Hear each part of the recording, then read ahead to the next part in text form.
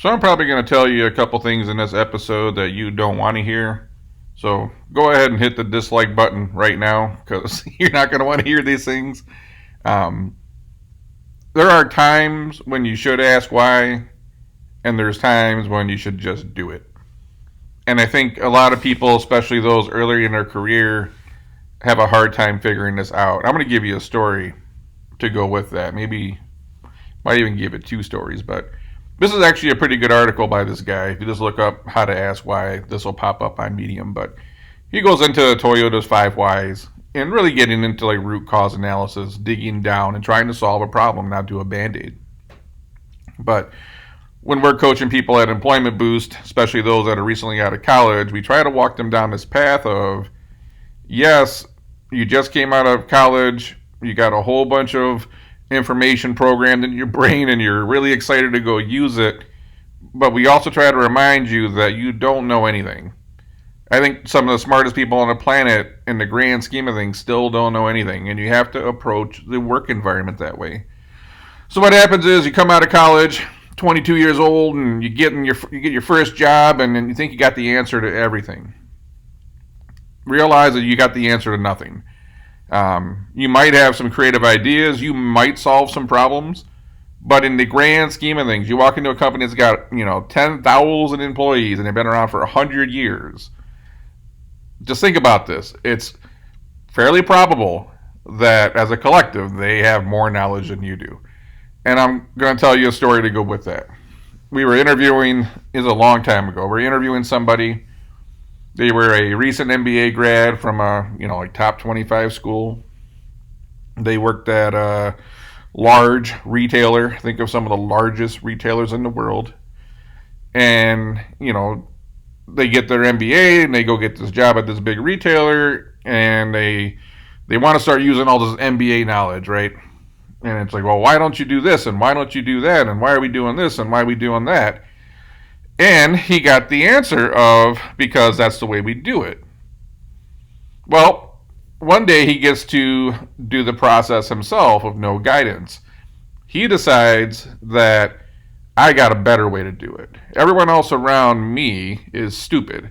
The people that have been doing this job every day in and day out for like a decade, can possibly be as smart as I am.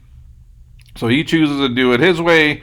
Now, this is about rolling product out onto the floor on the night shift. And they tend to want to have the product out on the floor by 8 a.m. so it doesn't get in the customer's way. Also, if the items aren't on the shelf, the customer can't buy it, right? 8 o'clock rolls around, they're about 30% complete, and they're supposed to be done. It took them the entire day to get the products rolled out his way.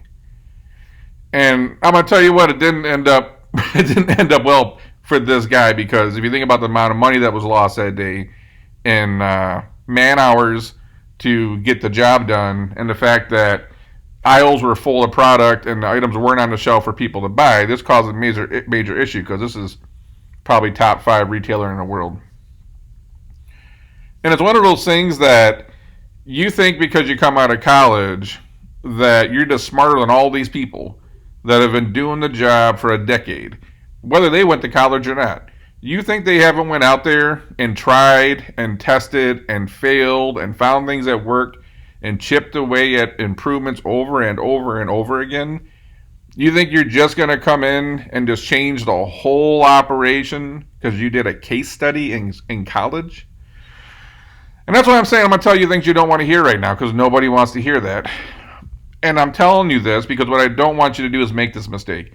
I don't want you to go get a great job at a great company and walk in there with this know-it-all attitude and blow it. And then screw it, it's the company. I'm going to go to the next one. No, it's not the company, it's you. And then you go to the next company and you do this again. And next thing you know, you got 4 jobs in 5 years, your tenure's not looking good, and you're not going anywhere.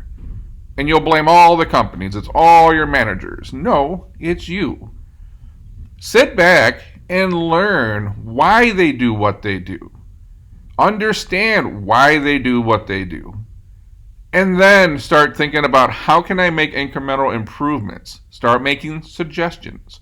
When you see something that you understand, then say, why don't we do it this way? Or why do we do it? And they're going to say, well, we did this, we tried this, and we did this, and that's how we ended up here. And I think that's the biggest issue with that meme that floats around on LinkedIn. It's, why do we do it this way? And the dome management at the big companies, and they're always dumb, right? Because that's the way we've always done it. It's like, I got friends that are doctors and surgeons. Would I ever walk into him doing a surgery and saying, you know what, you ever think about trying to snip the tissue this way? You wouldn't do that. But for some reason we'll come out of college and walk into a corporation and go, hey, you guys are all dumb. I'm here to save the day.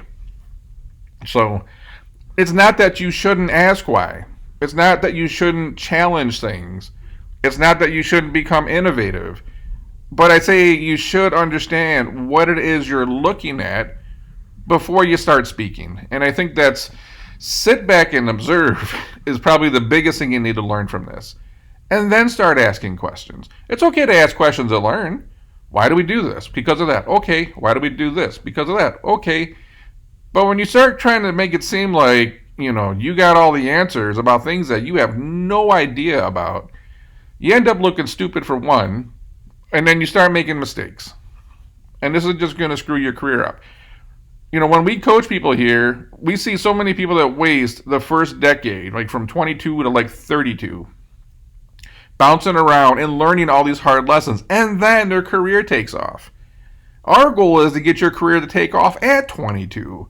So by 30, you're out there crushing it. I can think of other examples where we, going back, way back in time, we own over a dozen companies and brands. We have offices everywhere.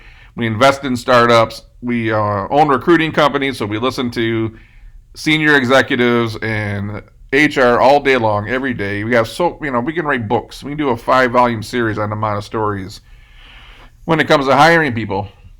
But there was someone else that we interviewed, and then we were talking about, we do supply chain. One of the companies does supply chain executive search. And this person sitting there like, oh yeah, I know all about supply chain. And the person interviewing them, very smart and, MBA, crushes their job. And she's sitting there thinking, this person's got an economics degree, but they're sitting here telling me they know everything about supply chain. And when you really dug into it, this person goes, oh, we studied supply chain and economics. And that's, if you know what supply chain is, it is such a massive topic. It's an all-encompassing topic from procurement, logistics, distribution, warehousing, materials management, inventory, ERP, MRP. It is such a massive, you could get a degree in each one of those. That's how expansive those are. So you kind of got a survey of supply chain in economics, and that's, all about economics now. Don't make these mistakes is what I'm telling you. Walk into your first, second, third job out of college with an open mind. Keep your eyes wide open, observe, learn as much as you can. Learn from the people around you. This is why I also think right now it's important to get into the office if you can. Sitting at home and just doing transactional work, you're not going to learn all this stuff. What you will learn from your peers, from your managers, the amount of game you'll soak up, it is so much. And you combine that with your education, and now you're going somewhere. So just keep an open mind and don't walk into a job thinking you got all the answers. You're smart. And you will definitely be able to solve some problems, but it's going to be a little bit easier if you actually understand what it is you're looking at before you start making suggestions. So it's okay to ask why. Just think about how you're going to ask why. And maybe don't be the person that asks why every 5 minutes. It's one thing, it's okay to be the curious kid. If you have a child and, they hit that age and they're like, why is the sky blue? Why is the grass green? You don't want to be that person.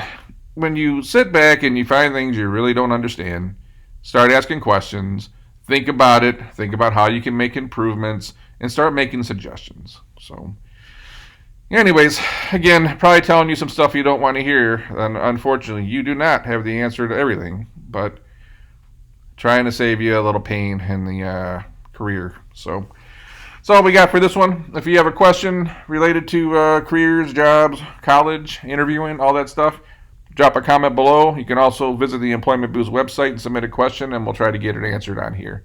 But until then, we're going to catch you on the next one.